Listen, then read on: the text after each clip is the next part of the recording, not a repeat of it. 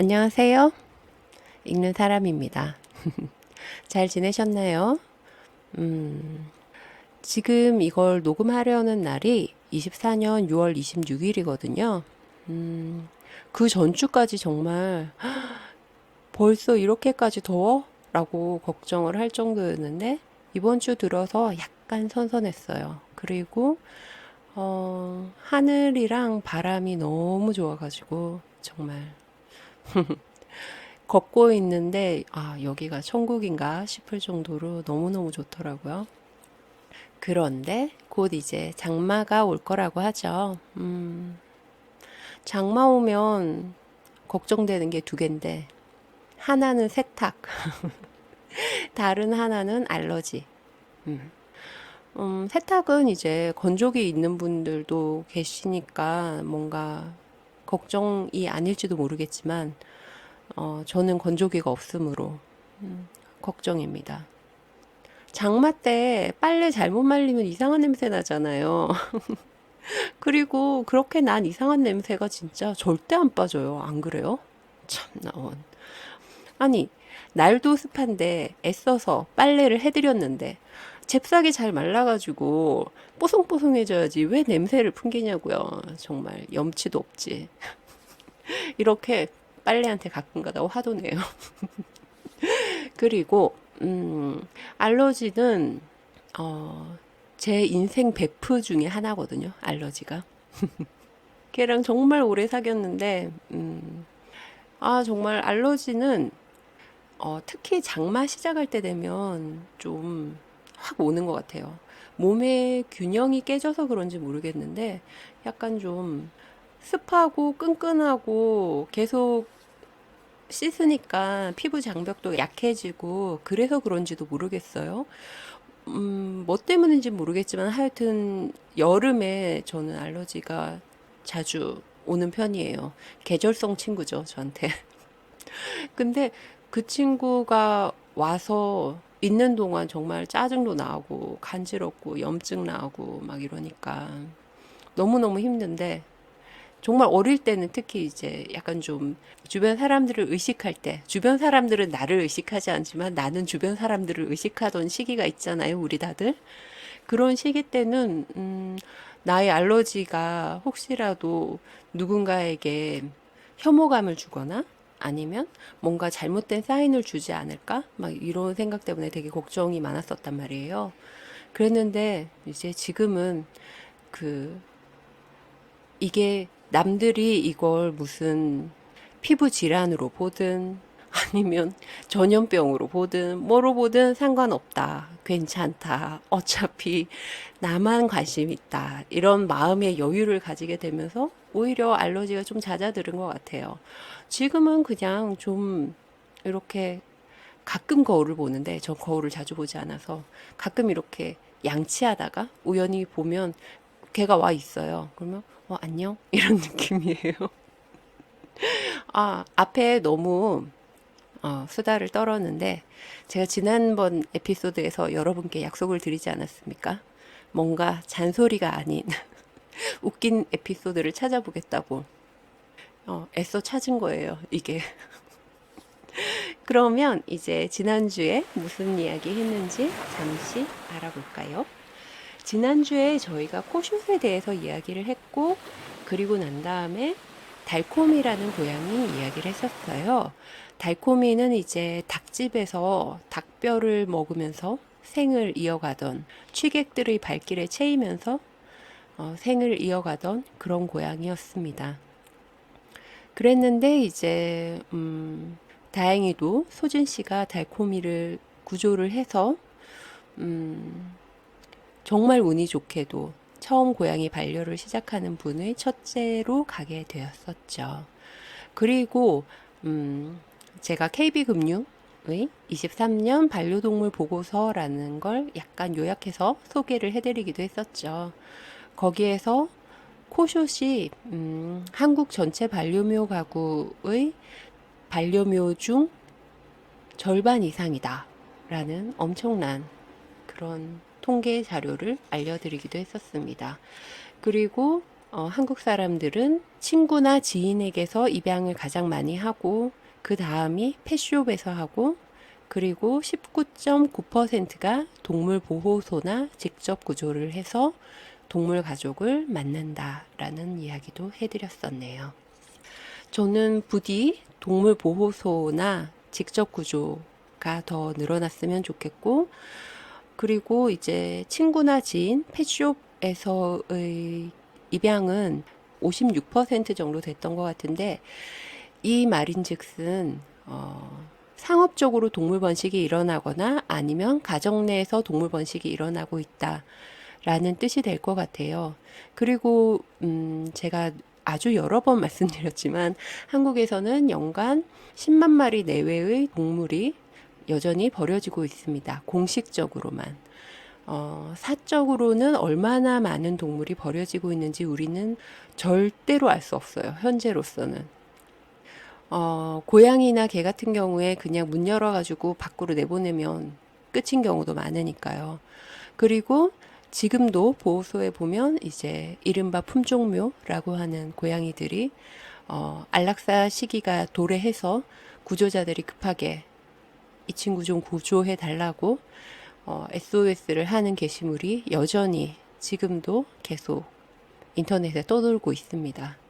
그래서 입양 채널이 친구나 지인 혹은 펫숍이라는 이 56.1%의 숫자가 좀 많이 슬프네요.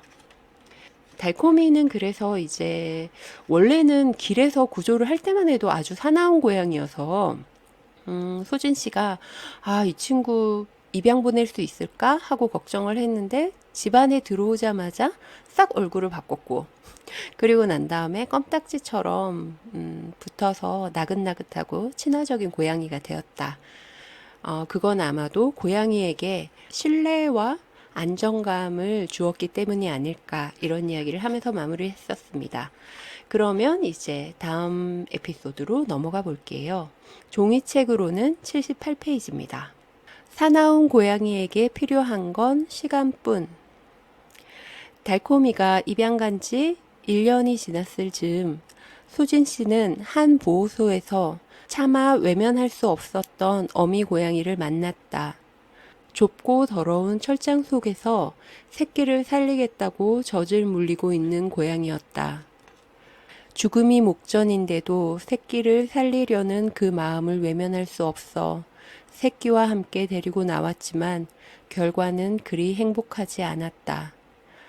이 에피소드가 종이책으로는 페이지 36에 있는 이야기인데 어린 어미의 모성이라는 에피소드였어요. 거기에서 이제 소진 씨가 보호소에 갔다가 새끼들과 함께 있는 어미를 하나 보게 되었고 그리고 그 어미가 이제 그 보호소의 정말 처참하고 너무나 슬픈 그런 상황에서 옆에서 어떤 고양이는 죽어가고 어떤 고양이는 아프다고 소리를 지르고 어떤 고양이는 내보내달라고 할 테고 정말 온갖 소리와 냄새로 가득한 그 절망적인 공간에서 여전히 새끼에게 젖을 먹이면서 무언가 그 마음이 뭘까요, 정말? 희망을 가지고 있는 건지 아니면 어쨌든 최선을 다하는 거였는지 어미의 마음이 무엇이었는지는 사실 우리가 알 수가 없죠.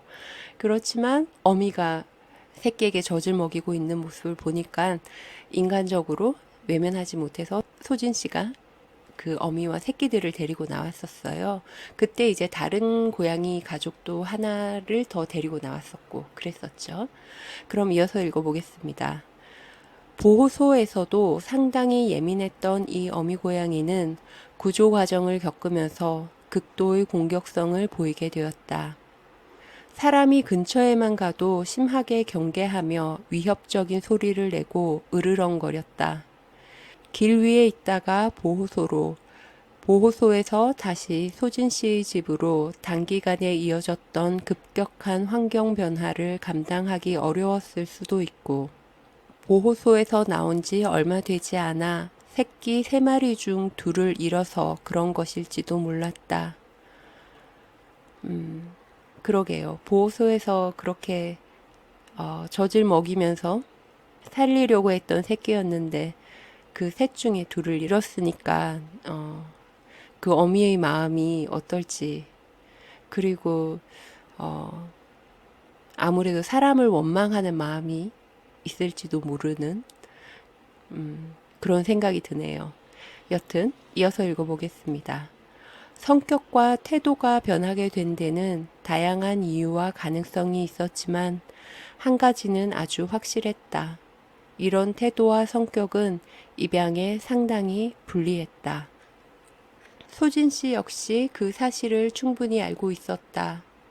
평생 끼고 살아야 할지도 모른다는 생각도 가슴 한구석에 확신 비슷한 형태로 자리했다. 하지만 보호소에서 마지막 순간에 벗어날 수 있었던 것처럼 이번에도 행운이 따랐다. 소진 씨가 달콤이 입양자이기도 한 지인에게 이 어미 고양이 이야기를 걱정스레 했더니 마침 둘째 고양이를 들일 계획을 하고 있었다는 이야기를 한 것이다. 지인은 시간이 지나면 마음을 열어주겠죠 라는 현실에서 듣기 어려울 것 같은 말을 하며 이 어미 고양이를 식구로 맞아주었다. 그리고 달콤이의 자매로 딱 어울리는 새콤이라는 이름도 지어주었다. 새 집에 간 후로 몇 달 동안이나 새콤이의 태도는 변하지 않았다. 밥은 먹고 화장실도 제대로 가리지만 새로 만난 사람에게 얼굴도 제대로 보여주지 않았다. 그러니 입양자가 새코미를 만지는 것은 물론 많은 애묘인들이 바라는 골골송이나 꾹꾹이, 발라당 같은 것을 보는 일은 꿈도 꿀 수 없었다. 하지만 달콤이가 그랬듯 시간이 지나면서 이 사람들이 자신을 해치지 않는다는 것을 이해하기 시작한 새코미는 조금씩 스스로 다가왔고 차츰 이 가족에 스며들었다. 이제는 새코미 역시 당당한 가족의 일원이 되어 행복하지만 다소 내성적이고 수줍은 고양이로 잘 살고 있다. 이처럼 기다림과 배려는 사람 사이에서만 필요한 것이 아니다. 사람과 고양이는 서로 다른 언어를 쓴다. 우리가 하는 말을 녀석들은 알아듣지 못하고 고양이가 하는 말을 사람 역시 이해하지 못한다. 사람과 고양이는 서로 문화도 생활 방식도 삶의 법칙도 다르다. 이런 둘을 잇는데 필요한 것은 오직 시간과 배려뿐이다. 우린 널 해치지 않을 거야. 사람의 이 마음이 고양이에게 닿을 때까지 우리는 고양이에게 시간을 주어야 한다. 여기까지입니다. 저는 이거를 쓸 때까지만 해도 사실 사람이 고양이를 배려한다라고 생각을 했던 것 같아요. 근데 그 이후로 꽤 많은 시간이 지났고 고양이와 계속 살아보니까 고양이도 저를 엄청나게 배려를 하고 있더라고요. 그걸 너무 늦게 알았어요. 사람은 왜 되게 모든 감각이 정면으로 자기의 앞으로만 좀 쏠려 있는 것 같아요. 눈도 앞만 볼 수 있고 귀도 보면 전방으로만 향해 있고 말도 앞으로만 하잖아요. 그리고 손도 보면 앞으로 뻗게 되어 있고 다리를 걸을 때도 앞으로만 가게 되어 있어요. 그래서 자기 앞밖에 잘 못 보는 것 같아요. 근데 다른 생명체들은 제가 최근에 읽은 책 중에 이제 그런 인간 외의 존재들의 감각 세계에 대해서 소개해 놓은 책이 있는데 정말 놀라울 정도로 세상이 엄청나게 확장되는 그런 놀라운 책이었는데 그 책은 너무 어려워가지고 제가 요약 정리를 할 수 있는 방법을 잘 모르겠어서 설명을 언젠가 소개를 할 수 있을지 잘 모르겠지만 근데 여튼 그 책을 읽으면서 우리 인간이 얼마나 자기중심적으로 자기의 앞밖에 못 보면서 사는지가 너무나 이해가 됐어요. 그러면서 이제 문득 그런 생각이 들었던 거죠.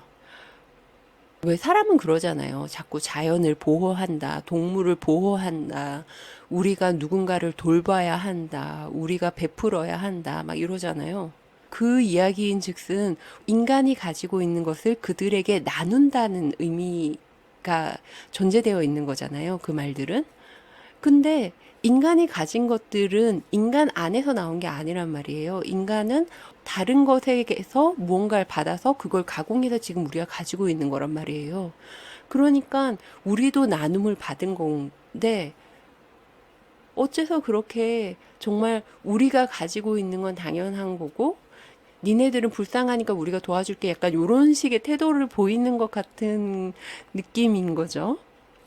그래서 제가 이거를 쓸 때만 해도 사실은 어, 코쇼 친구들이 어, 어쨌든 처지가 무척 안타까우니까 그때는 지금보다 훨씬 더 안타까웠으니까 그랬으니까 인간이 좀 더 그들을 배려하고 보호해야 한다라고 생각을 했었어요.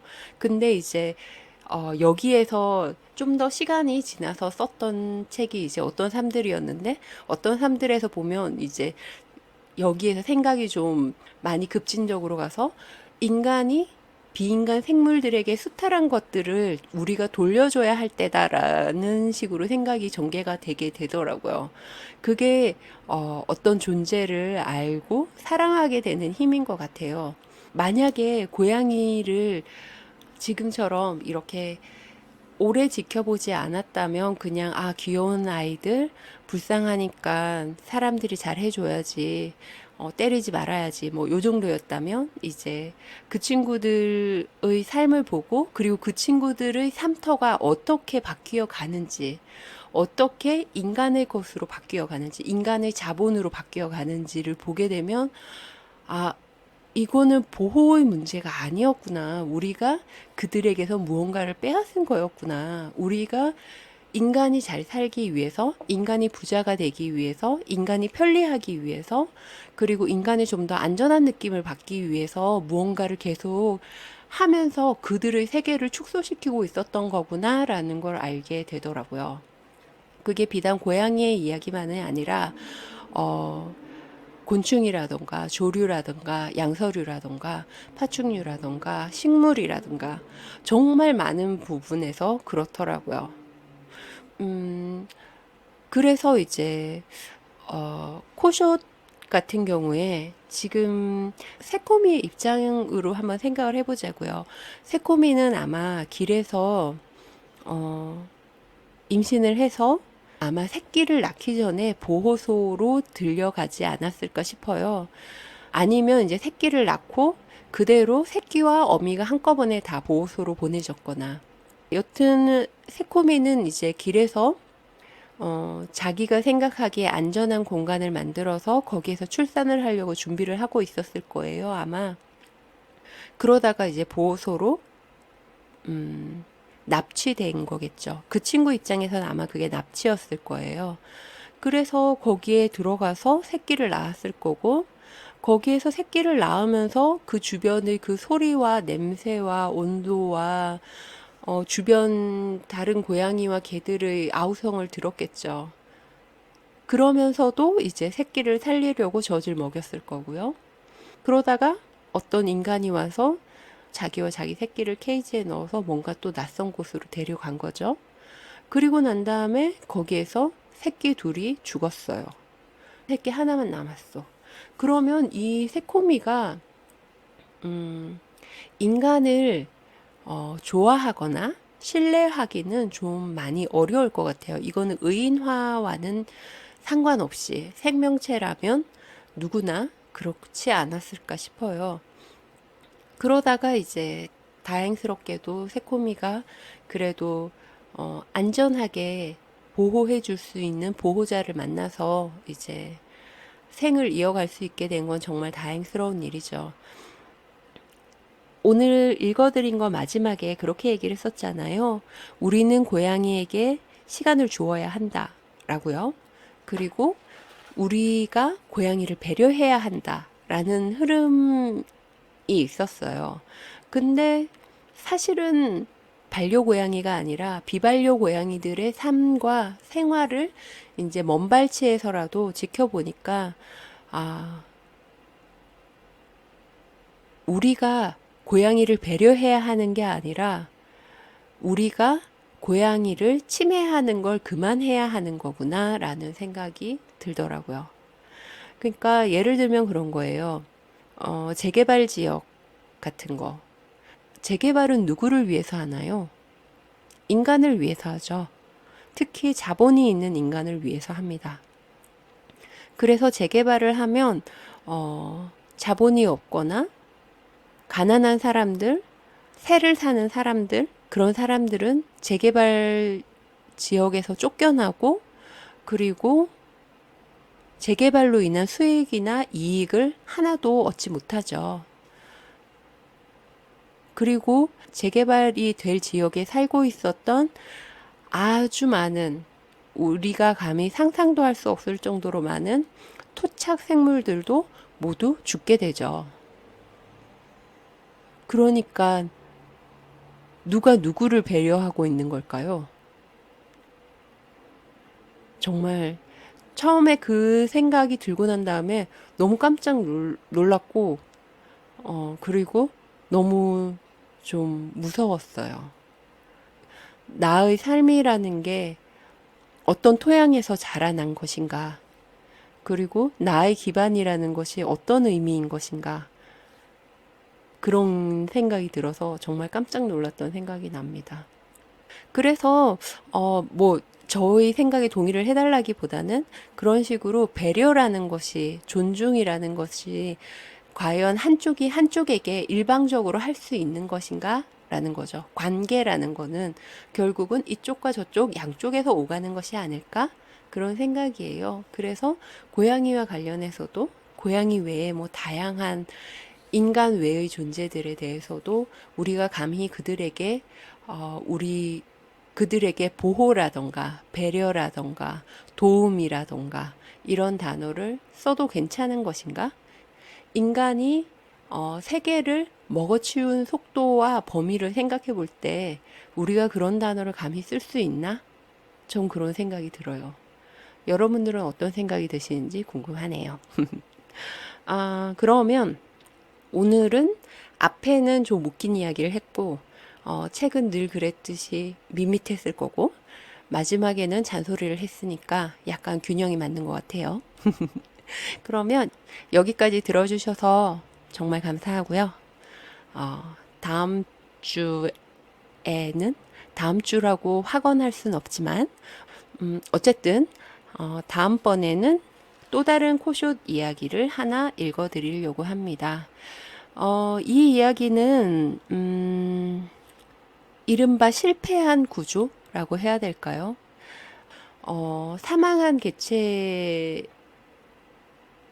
대해서 뭔가 모금을 하는 거, 그리고 모금을 해가지고 이 친구를 치료하고 있는 과정에서 개체가 사망했을 경우, 그때 사람들의 반응을 보고 전 좀 당황했었거든요.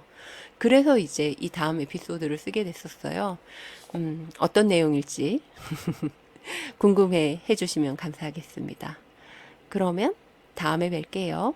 고맙습니다. 안녕.